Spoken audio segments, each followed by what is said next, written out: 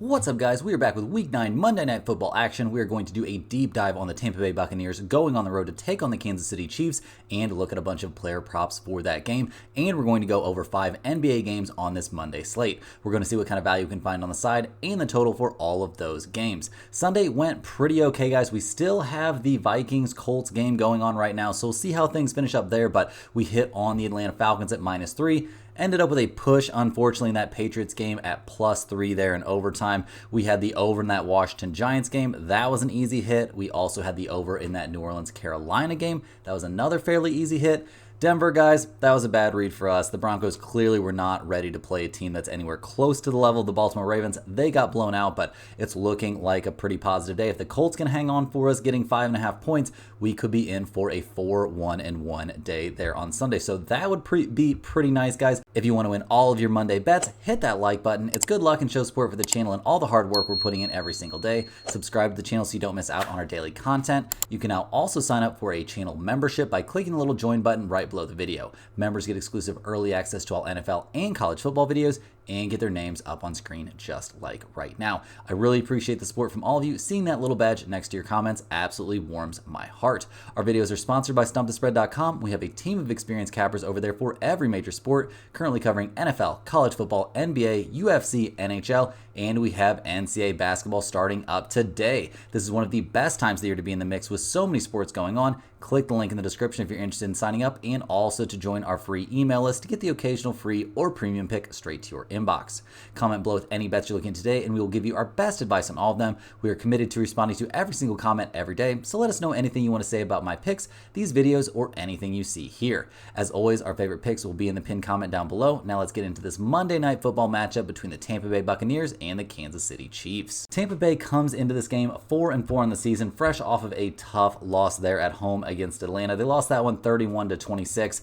Things have been a little bit tough for Tampa Bay. I mean, they've done some positive things this season, absolutely no doubt about that, but to be 4-4 in the year right now probably has to feel a little bit disappointing. Baker had to throw the ball 50 times last week against the Falcons. He completed 37 of them, but he was picked off twice. He wasn't sacked any times, which is pretty impressive, and he did throw 3 touchdown passes, so, not a terrible day, but gotta limit those mistakes, and just in general, you don't want to have to be in, kind of desperation mode like Tampa Bay was trying to mount that late comeback. That game really wasn't even that close. Tampa Bay outscored Atlanta 9-0 there in the fourth quarter and still lost that game by 5 points. So yeah, not an ideal situation there. We didn't see the Tampa Bay running game get too many opportunities necessarily. They were handing the ball to a lot of guys, trying a lot of different stuff. I mean, Bucky Irving looked good in his 9 carries, 44 yards there. Rachaad White, 29 yards on 6 carries, not bad for him either. So definitely a team that would like to be able to run the ball some more, and that option might kind of be taken out of their hands. As you'll see on the injury report, the wide receiver room is decimated right now for Tampa Bay. We did see Cade Otton have a good day catching the ball, 9 receptions out of his 10 targets, so very good stuff there.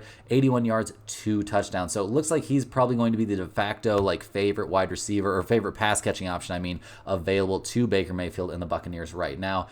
Generally speaking though, guys, this team is losing a lot of pretty important pieces there on offense. On defense, we didn't see him have a very good day, and we haven't seen Tampa Bay have that many great days on defense, guys. They give up 4 passing touchdowns there to Kirk Cousins, 0 interceptions. They did sack him a couple times, so I guess there's that, but they also didn't have a ton of success there against the run. I mean, Robinson and Algier both putting up very reasonable numbers in the ground game, and yeah, they didn't force any turnovers in the whole game, so that's going to make things a little bit rough. You turn it over 3 times yourself and generate 0 turnovers of your own. That's not usually a game that's going to go your way. So yeah, things have been a little bit rough for Tampa Bay. Like I was saying, guys, this injury report we're about to go over is rough. They're in really bad shape for this game. Chris Godwin out until at least the playoffs, and Mike Evans is confirmed out for this game as well. Jalen McMillan is likely going to be out for this game. He's dealing with a hamstring issue, so really not a lot of pass-catching options left for Tampa Bay. Other than that, the offense is relatively healthy, a pretty healthy offensive line and stuff like that, but it's going to be hard to survive an NFL game with effectively 0 starting level wide receivers available. On defense, we see Winfield Jr. and Tyreek Smith are both questionable out there in the secondary, but given the good news we've been getting about those two over the the weekend here, we expect both of them to be available to play here on Monday night. So that's pretty much all we've got on the Buccaneers, guys. Things are looking a little bit rough out there, but we'll see what they can do as they go on the road here to take on the Chiefs, who are still undefeated this season, coming off a kind of odd 27-20 win there over the Raiders and Gardner Minshew. But yeah, the Chiefs just continue to find ways to win. I don't know how many premium wins we can exactly say. I mean, I guess their opening night win against Baltimore still remains probably their best win of the season, but that was a very, very close game to say the least, guys. Last week against Las Vegas, obviously, coming out on top, a nice win there. Mahomes passed for a couple touchdowns, 262 yards. He was picked off once. The interceptions have been a problem this season for him, absolutely no doubt about that, but he continues to find a way when the stakes are highest to, just do what he needs to do out there. And yeah, I mean, 262 yards and a couple touchdowns, not a bad day. He was sacked once. He did run the ball 6 times for 17 yards, which if you're a Chiefs fan, it's got to be a little bit concerning to see him running the ball, a decent amount here in the regular season.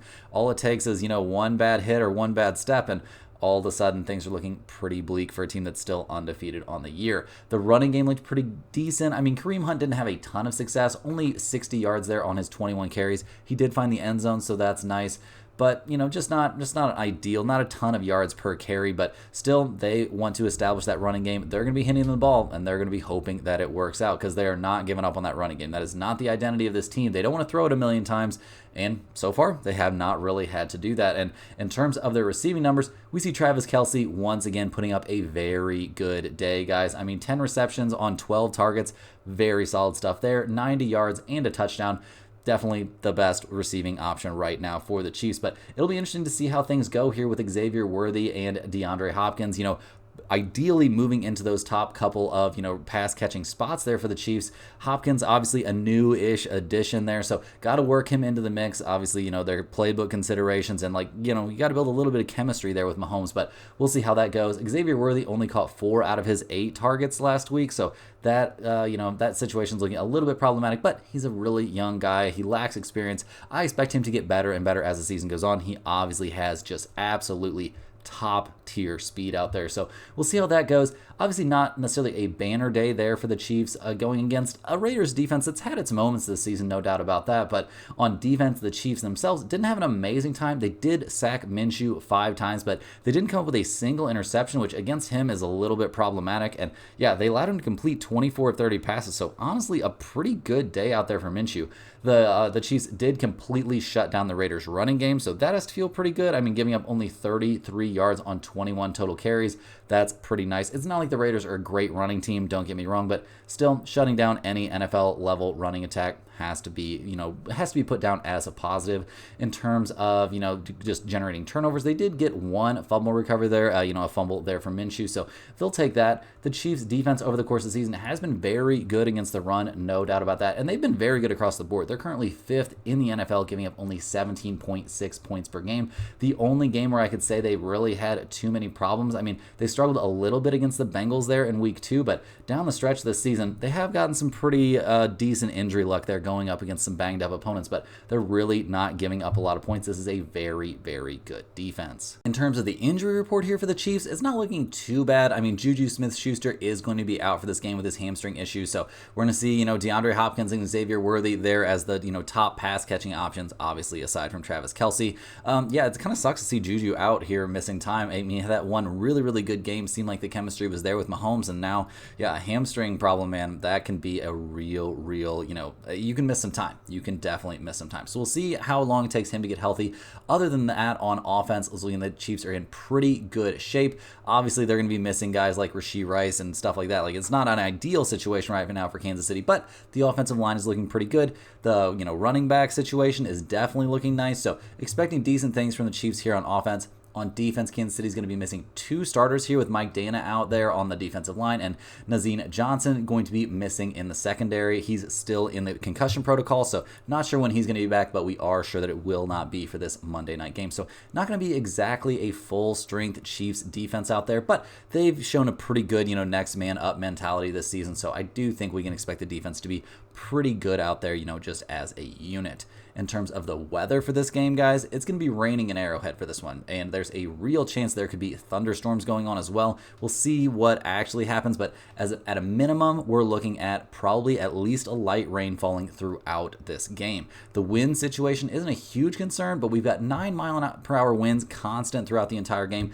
gusting up to the 15, 16 mile per hour. So it could be making, some kind of mediocre playing conditions there in the rain even just a little bit tougher there. So, the kicking game could definitely be affected by this. The passing game, the deep passing game could be affected a little bit. I'm not that worried about the passing game in terms of the wind. Obviously, it being super wet, having a wet ball could make it tough, for the quarterbacks and wide receivers. It can even make fumbling more likely there for the running back. So I don't think we're going to see exactly ideal playing conditions in this game. So definitely something to keep in mind here. Looking at some trends for this game, we see Tampa Bay, they're 4-4 against the spread this season. They are 6-2 to the over. Kansas City, they are 5-2 against the spread and 4-3 themselves to the under. Guys, in terms of side in this game, and it is a tough one to figure out, I'm leaning here just a little bit towards Tampa Bay and the points in this one. I know Tampa Bay is decimated with injuries to the wide receiver core, but Cade Otton is definitely a big threat there, and Rachaad White has been a good running back this season, so they still have some weapons. Kansas City haven't been blowing out opponents this season, and they're a squad without much wide receiver depth themselves, and we haven't seen a ton from newly acquired DeAndre Hopkins yet. So yeah, it being a little bit wet and rainy out there also doesn't hurt this idea of taking this big number. Bad conditions, guys, can be a great equalizer. So a small lean for me here on, on the Tampa Bay Buccaneers and the points. I can understand why you would want to go the other way. Don't get super mad at me here. I can see the logic behind either one, but I'd definitely rather be on a large amount of points in a game that I feel like could end up being a little bit wet and a little bit sloppy. In terms of the over-under, I'm going to be leaning towards the under here a little bit. The guys, unders are still hitting at nearly a 60% clip in primetime games over the last 5 years. We've got two teams that are going to be borderline forced to run the ball with questionable wide receiver situations on both sides and at least one very good defense out there. I think taking the under is the way to go, especially since the weather is looking like it's going to be less than ideal. So now that we've gotten our leans on the over-under and the side out of the way, guys, let's go ahead and take a look at some player props for this game. And first up, guys, I like Rachaad White here at 25 plus receiving yards at -115. He had 6 targets last week for 38 yards and a touchdown, so that's pretty nice, a good number there. And with, not that many pass catching options for Tampa Bay, I do think we'll see him catching a few balls there out of the backfield and getting to 25 receiving yards. I don't think that's going to take him too many receptions, 4, maybe 5 receptions, and he should easily be able to make it to that number. So I think that's a pretty reasonable spot right out of the gate. I also, another pass catching option with the weather, guys, I understand if you would be worried about these. I like Otton here, 50 plus receiving yards for him at -120. He had 10 targets last week for 81 yards and 2 touchdowns. So definitely, he's going to be the keynote there for this offense, but he's also going to draw a lot of attention there from the Chiefs defense. So I do have a little bit of concern about this one, but I don't think it's terrible. Getting to 50 receiving yards got to be the primary pass catcher for Tampa Bay in this game. Almost no way around that. I don't think that's too big of a stretch. On the Chiefs side, guys, I like Mahomes here under 249.5 passing yards at -125. 3 out of his last 5 games, he's gone under 250 passing yards, and not great weather conditions out there. Tampa Bay's not, great defense, don't get me wrong, but I just don't think the Chiefs are going to be wanting to throw the ball a ton in this game. This is a play I have some questions about, don't get me wrong, but I do think it's worth a look.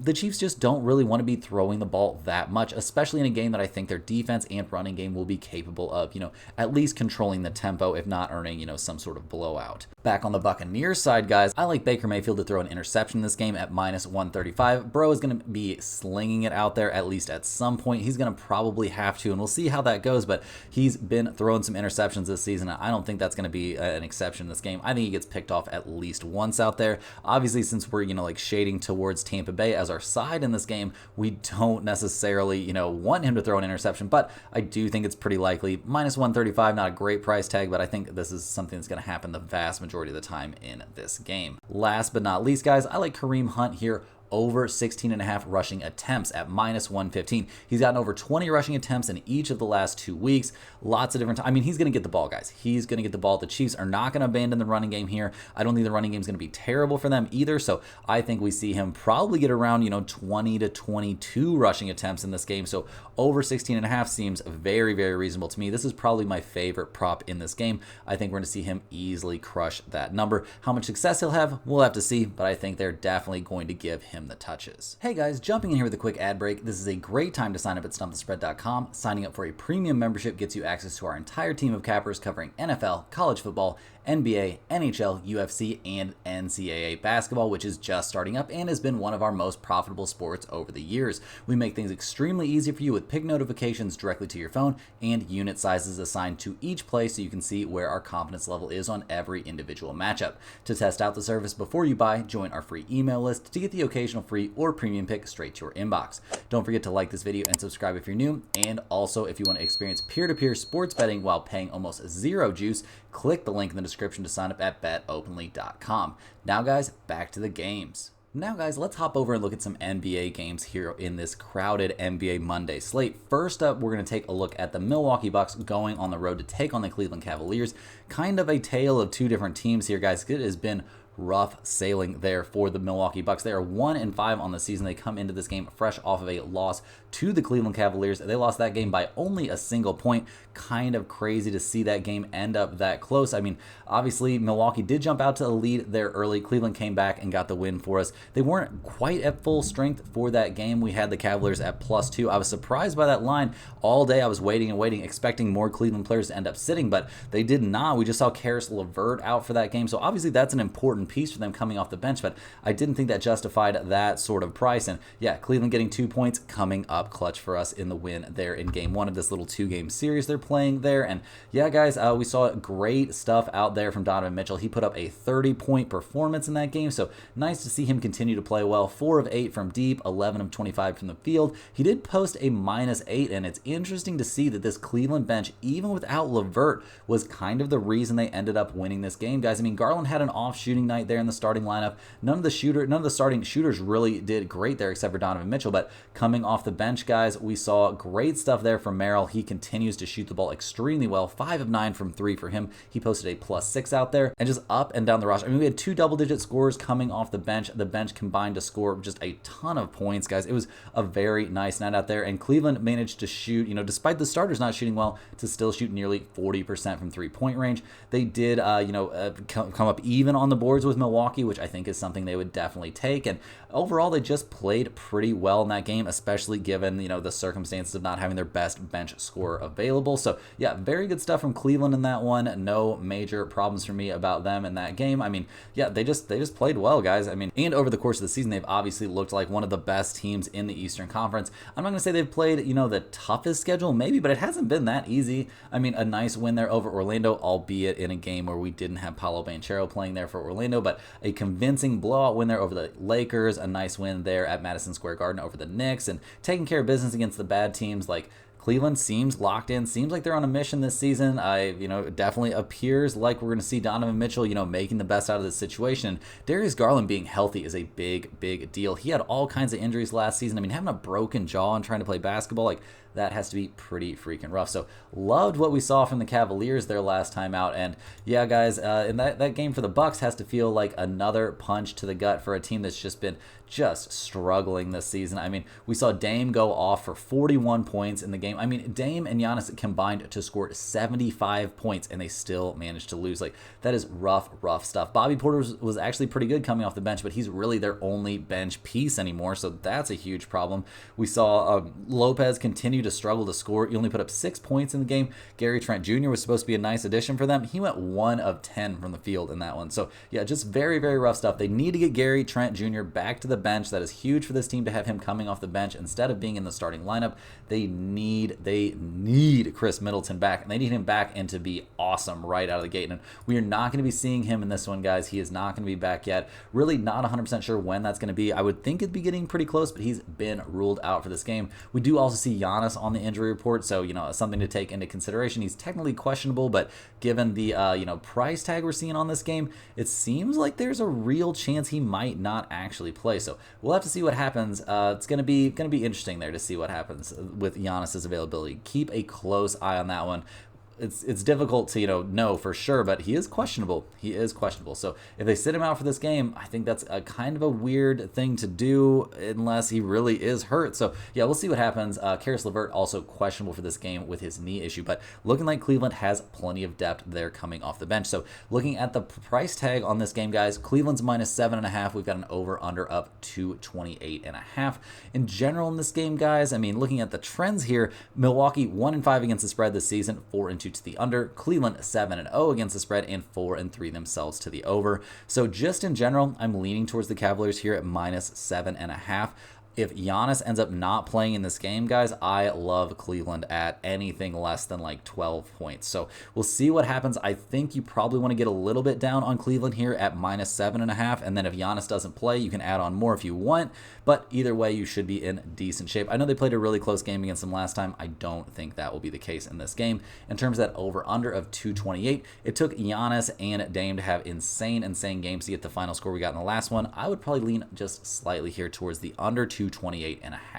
Next up, guys, we've got the Golden State Warriors going on the road to take on the Washington Wizards. Apparently, Steph Curry getting very close to a return here. He's questionable with his ankle injury, so there's some shot we could see him back for this game, which would be a nice little boost there for a Golden State team that is playing really well, guys. They're 5-1 on the season. Their only loss was that game against the Clippers where Steph got hurt and did not finish the game. Their last time out, they got a nice win there at Houston, winning 127-121, so lots to feel good about there for the Warriors. They continued to play really well even without Steph, and it was real teamwork there to get the win. We saw, 5 guys score in double figures. Kuminga had 23 points off the bench. We saw Buddy Hield put up 27 points off the bench.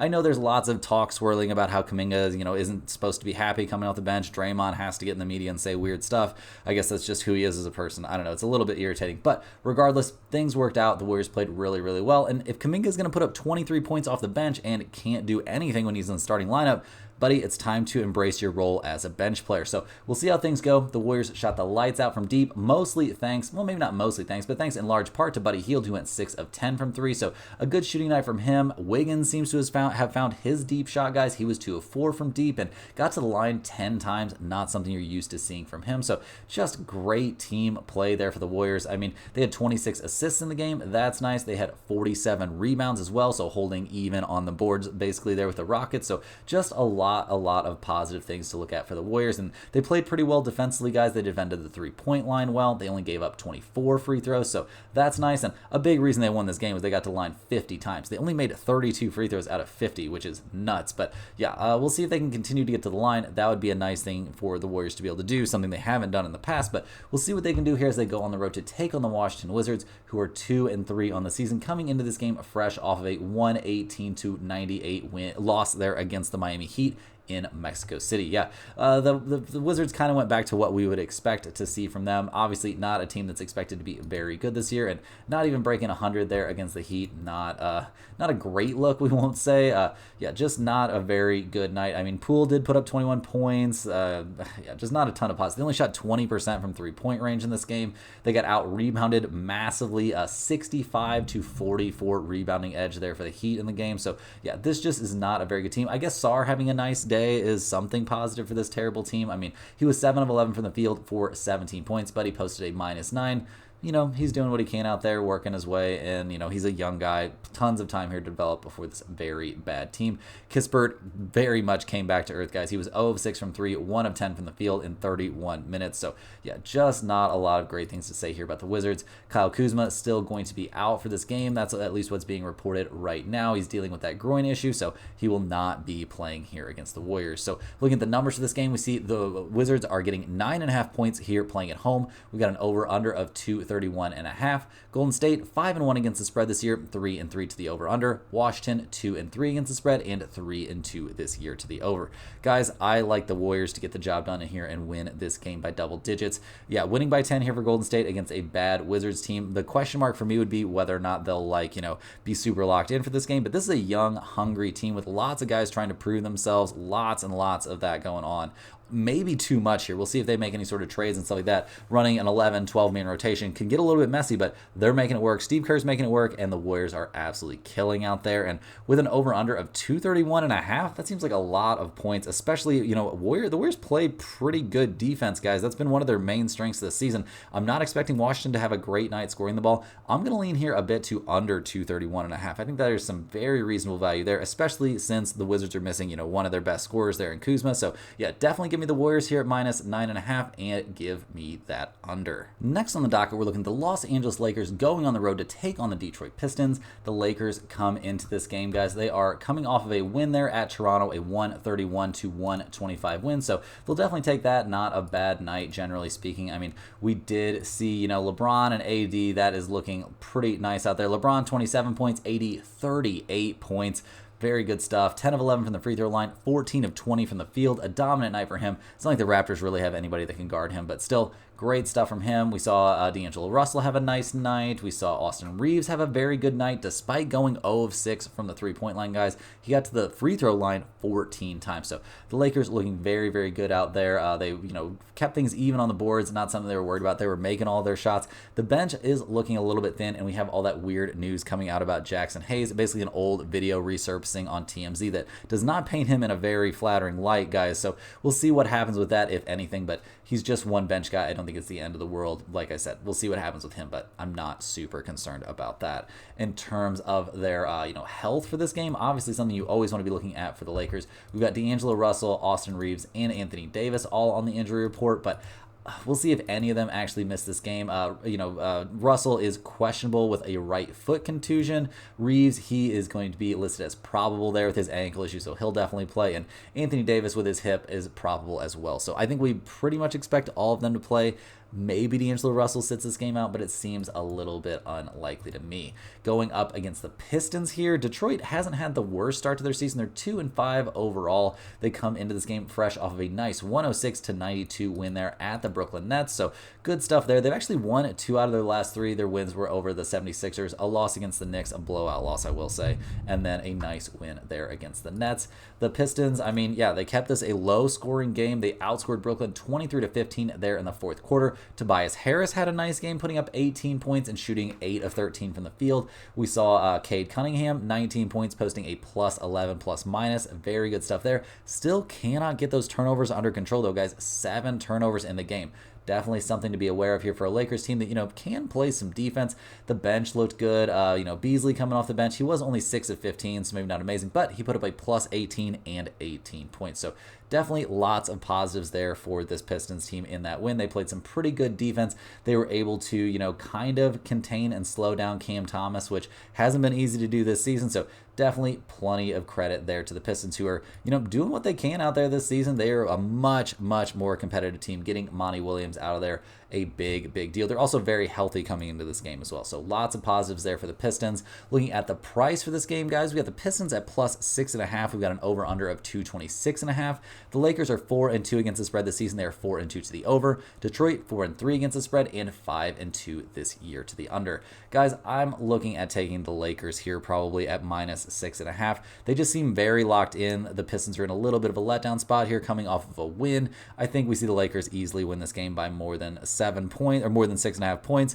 I just think they're, a much better team up and down the roster. I am worried about their bench a little bit, but it's not like the Pistons have necessarily incredible bench all the time, although the bench is coming off of a good game, so we'll see what they can do here. But yeah, they are playing at home, so this one's a little bit closer of a look to me, but I do slightly lean here towards the Lakers. In terms of the over-under of 226.5, that's a little bit of a tough call. I would maybe lean just a hair here towards the under, but really not an over-under spot that I'm very interested in. Next up, guys, we've got the New York Knicks going on the road to take on the Houston Rockets. The Knicks come into this game 3-2 on the season. They are fresh off of a nice blowout win there over Detroit. It was at Detroit. They won that game 128-98. So good stuff there, no doubt about that, guys. We saw a pretty big game out there from Brunson. He put up 36 points in the win.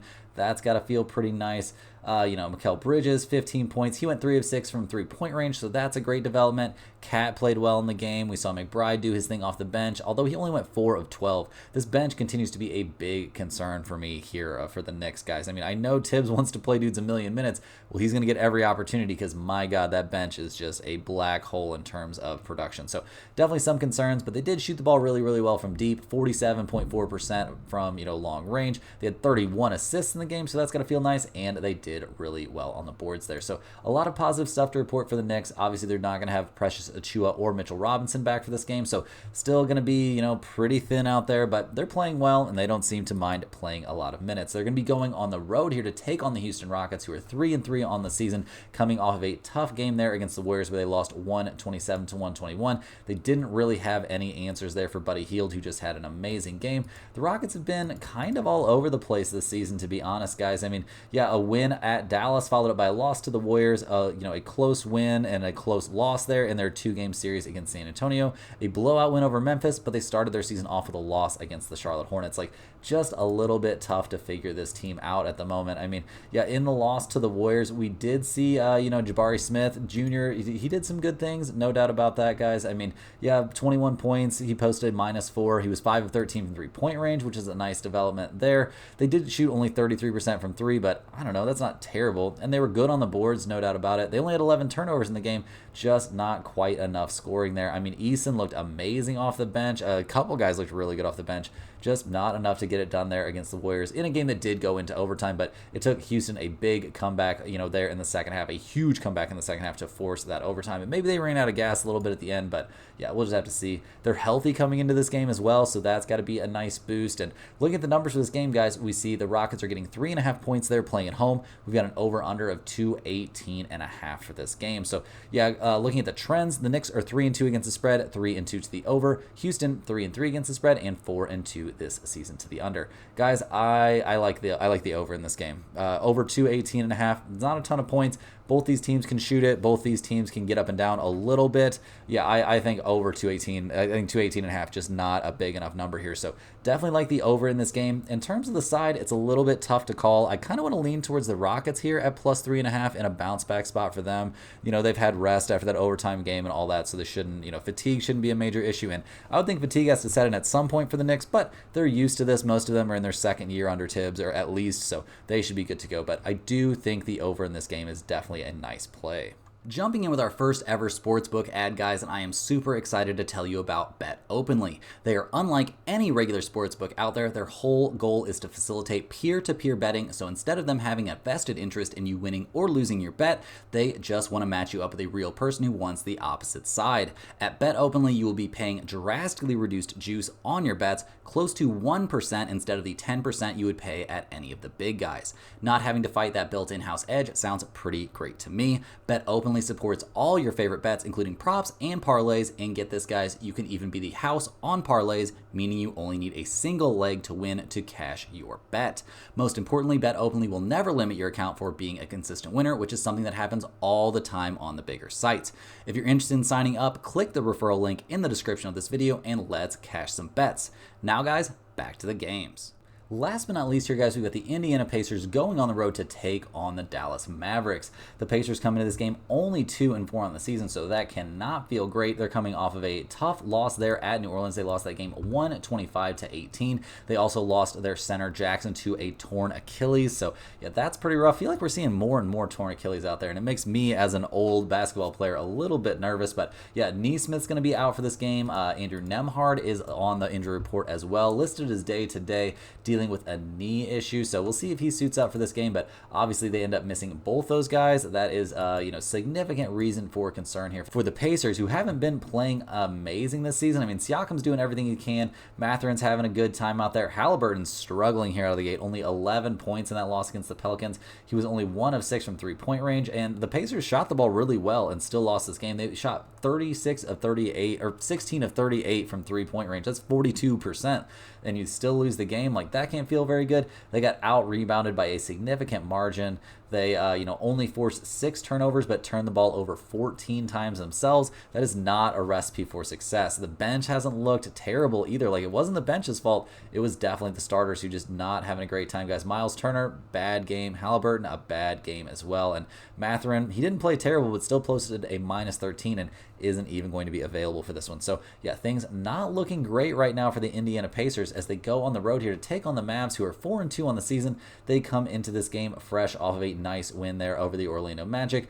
Obviously, when you're beating the Orlando Magic and they don't have Paolo Banchero, it's not that insane. The Mavs are playing on back-to-back nights, guys. They did play on Sunday night and got that win over the Magic. So we'll see. There's no current, reports that they're going to be sitting anybody. The only guy on the injury report right now is Maxi Kleber, who's been out for a little bit and is going to be out for longer. And I don't really think moves the needle too much here for the Mavs. In that win, guys, we saw them, get the win despite shooting 31% from 3. They were dominant on the boards, guys, out-rebounding Orlando by 10. We saw good stuff there from Luka. He had a great game. 11 of 22, 5 of 13 from three-point range, plus 21 out there and scored 32 points. Kyrie seemed more than happy to take a little bit of a back seat out there. Gafford had a big game. We saw, Lively have a nice game there off the bench. Lots of bench guys posting nice positive plus-minus numbers, and just generally speaking, a pretty easy, pretty nice game there for the Mavs. So we'll see what they can do in this one, guys. Indiana 3-3 against the spread, 4-2 to the over this season. Dallas 2-3 against the spread and 3-2 to the under. Dallas is 5-point favorite here in this game, playing at home. We've got an over/under of 235.5, so a pretty big number out there. Generally, in terms of the over/under, guys, I would be shading a bit towards the under since Indiana is not at full strength, and we've seen some guys definitely having some problems out there. In terms of the side, I definitely think this is a spot you want to be on the Mavs here at -5. The Pacers not going to be at full strength, not playing very well out of the gate this season. I don't know what needs to happen there, but they need to figure some things out because things could get pretty bleak for them pretty quick. A lot is being asked of Siakam right now, and he's generally up to the task, but he's going to have to guard Luka in this game probably, or I don't know. It's going to be a tall, tough, athletic task here for Siakam to deal with on defense. So we'll see how that goes, but definitely think the Mavs -5 is the side you want to be on this game. And in terms of that over/under, I'm shading a little bit towards the under. And yeah, guys, I'm not that worried right now about Dallas playing here on back-to-back nights. That's all the games we have for today, guys. Hit that like button for good luck on all of your bets and subscribe to the channel if you're new. Let me know in the comments any questions you have on today's slate. Thanks for watching. You can click the link in the description to check out stumpthespread.com, and we'll see you guys tomorrow for more sports betting action.